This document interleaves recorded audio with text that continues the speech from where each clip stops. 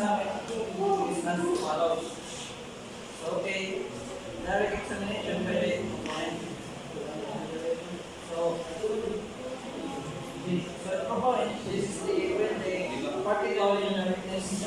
So, ang proponent is naman yan pag-asking ng witness to question or elicit testimony and evidence that support their case. The questions are typically open-ended and allow the witness to provide information. Then we cross-examination by the opponent. So, in the opponent is against an witness. Against an witness that will can testify ng mga information. An opponent is in the opportunity to question the witness during cross-examination. The opponent may challenge the credibility of the witness, test the witness memory or perception, or try to discredit the witness testimony. Six, redirect examination by the opponent. After the cross-examination, the proponent may conduct a redirect examination to address any points brought up during the examination. D. By cross-examination by the proponent, the proponent may conduct a cross-examination to address any new information brought up during the redirect examination. So, cross-examination allows the opponent to further challenge the witness testimony or credibility based on the additional information provided during the examination. So, Section 5.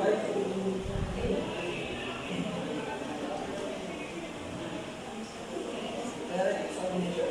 Direct examination is the examination in chief for witness by party presenting him or her on the facts relevant to the issue.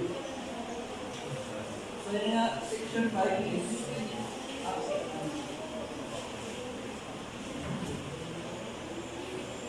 so ang proponent is question niya ng witness to testify and to legal proceeding.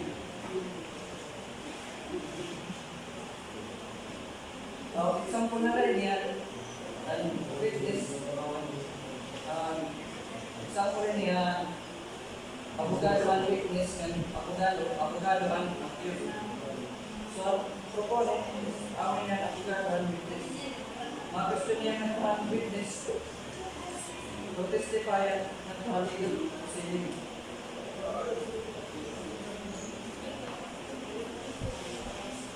Question niya na ito is mga question niya say to get information evidence from the witness that supports the case that provide the side's question.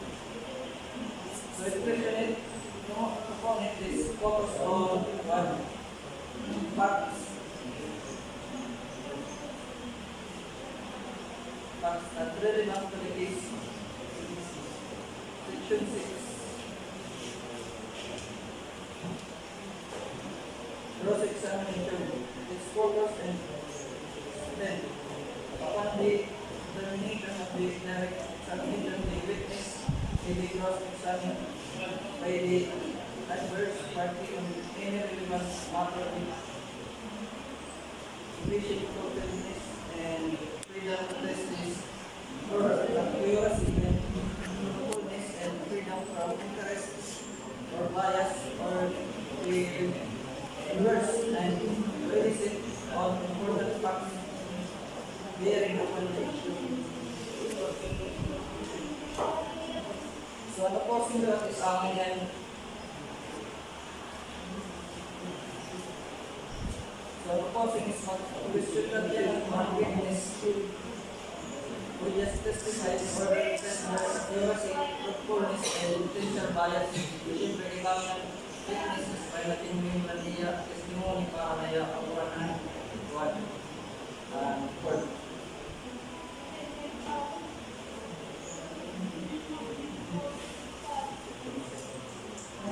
7 is the direct examination is focused and intent. After the cross examination of the witness has been concluded, he or she may be re-examined by the party calling him or her to explain question on matters that dealt with during the cross-examination may be allowed by the court in its discretion.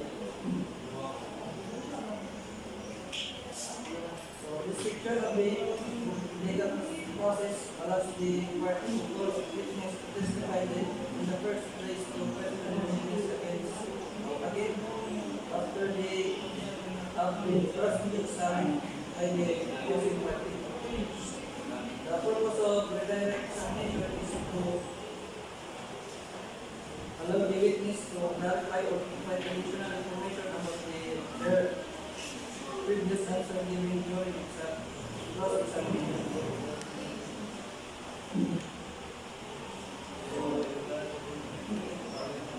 Section 8. Cross-examination upon the conclusion of the direct examination, the adverse party may cross-examine the witness in matters stated in his or her direct examination and also on such other matters as may be allowed to the court in its discretion. In legal setting, cross-examination occurs after a witness has been questioned by the party who called them, then questioned by the opposing party, and then questioned again by the original party. After this sequence of questioning, the opposing party has the opportunity for a cross-examination.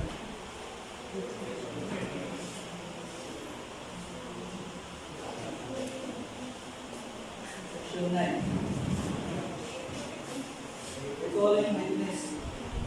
After the examination of a witness by both sides has been concluded, the witness cannot be recalled without leave of the court.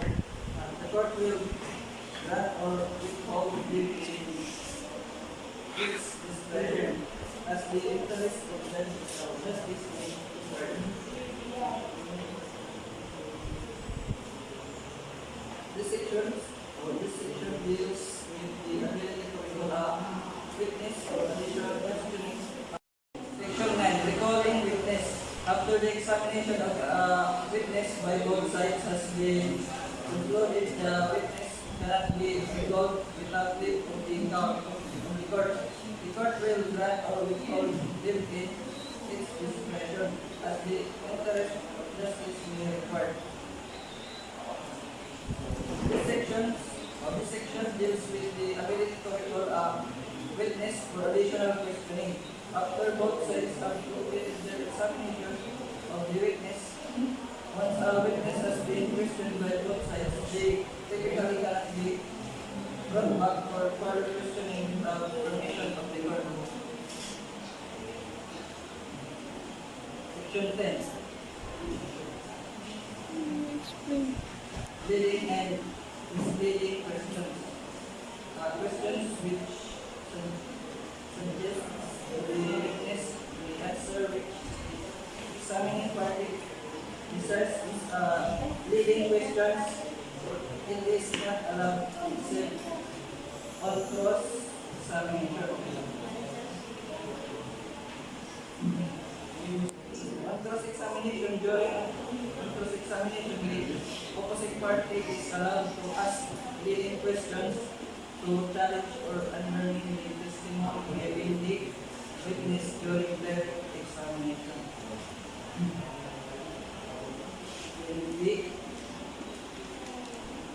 On preliminary matters. Preliminary matters in the initial stages of case or during the presentation of fundamental evidence, leading questions may be allowed to establish basic facts,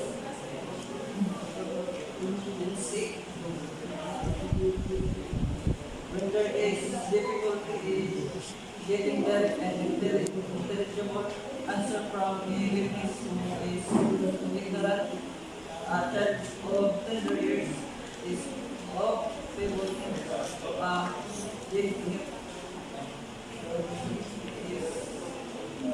in cases where the witness is unable to provide clear and coherent answer due to factors such as age, mental capacity, or physical limitation, leading questions may be permitted to elicit responses.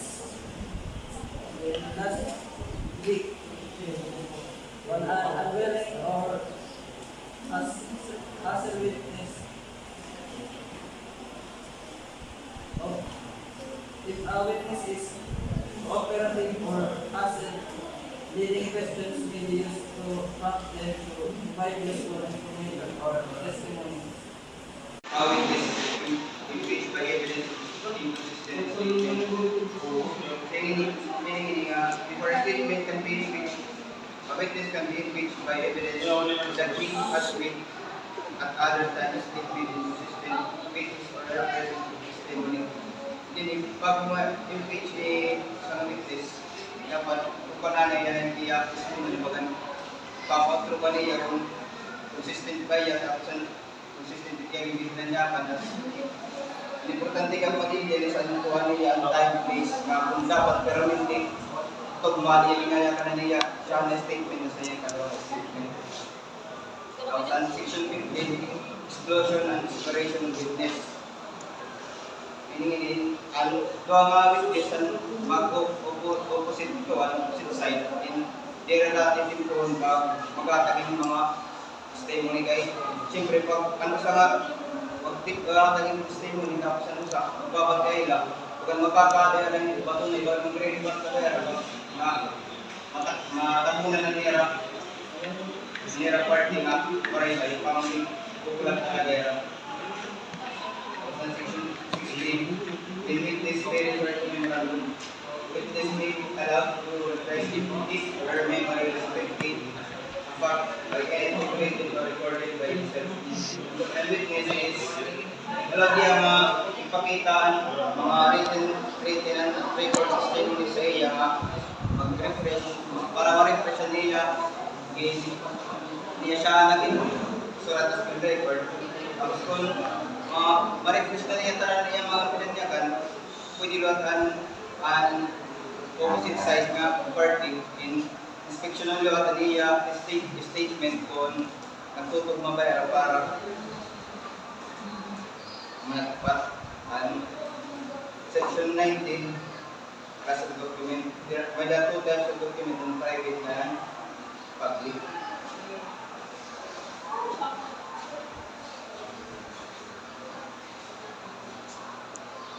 Tama nila mga wala nagwala sa barangay experience, mga diribaya dapat mga diribaya mga confidential na mga pwedesaan private yun, tama nila mga file nga example mga kailangan niya gamitin mga para for ruling like mga statement or mga statement mga witness sa Luis Gasser ang gapit private sila kay mga confidential naman nila ng mga documents. So, continuation have notification of proof documents. So, the section 31, the alteration in documents. Alteration in documents. The party producing a document as which has been altered and appears to have been altered after its execution. In a part, material questions as must account for the alteration, he or she may show the alteration was made by another without his or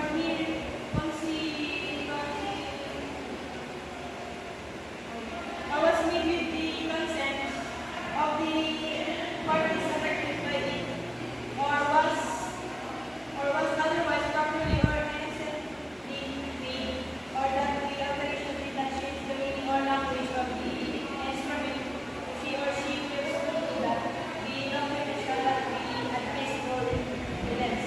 So yung meaning is para maging admissible ang document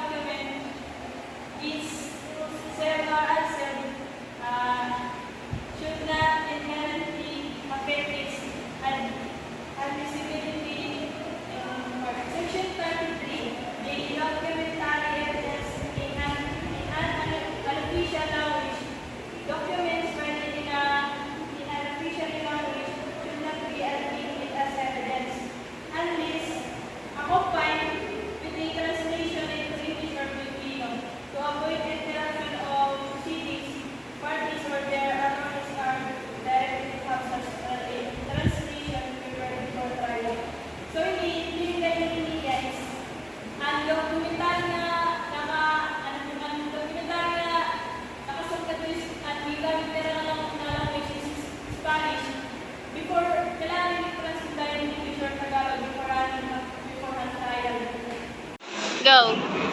Rule 133, weight and sufficiency of evidence. So it refers to the principles in judicial proceedings to evaluate the evidence. So section 1, preponderance of evidence. In determining whether the preponderance or superior weight of evidence on the issue involved lies. So preponderance of evidence in civil cases, the party with the stronger evidence wins. So preponderance of evidence, the evidence is more convincing and it carries a greater weight than the opposing party. Section 2, proof beyond a reasonable doubt.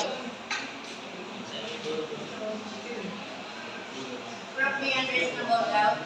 In criminal case, a conviction requires proof beyond a reasonable doubt. So this means the evidence presented must convince the court that the accused is guilty to a moral certainty, leaving no room for reasonable doubt about their guilt. Section 3, extrajudicial confession. Not sufficient ground for confession. An extrajudicial confession made by an accused shall not sufficient ground for confession unless corroborated by evidence or court of directive. So meaning, confession made outside of the court, made outside of a formal legal setting like courtroom is generally not enough to convict someone of a crime. This is because the law recognizes the confession can be coerced, unreliable, or even complicated. So, to ensure a fair trial, the court requires additional evidence to corroborate the confession and prove that the crime actually occurred. Section 4, circumstantial evidence when sufficient. So, may natuturo that a conviction can be based on circumstantial evidence if there is more than one circumstantial, the facts inferred from the circumstances are proven, the combination of all circumstances lead to a logical conclusion of a guilty including hypothesis. Grace to be given opinion of an expert witness, how to determine. So, the witness testimony is ultimately a matter of judgment based on the factors. Section 6, substantial evidence. This is the standard used in administrative cases. For example, have agency's records. So, agency's records, an agency owns records such as inspection reports or violation notices. It can be substantial evidence to support the agency's decision.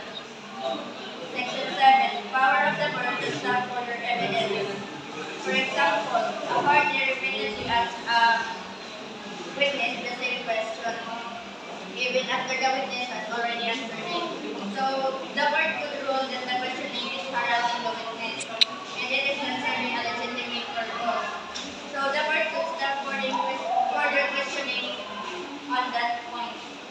Section 8, evidence on motion. It refers to the information presented to the court to support or oppose a legal motion. A motion is a formal request made to a judge